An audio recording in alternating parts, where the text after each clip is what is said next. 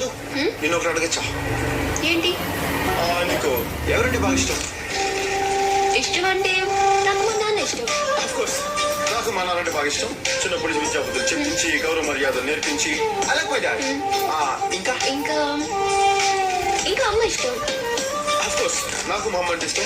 చిన్నప్పుడు లాలి పాటలు పాడి గోరు ముద్దలు తినిపించి అలా మై మదర్. ఇంకా నీకు ఎవరంటే బాగా ఇష్టం? ఇంకా ఇంకా చిరంజీవి.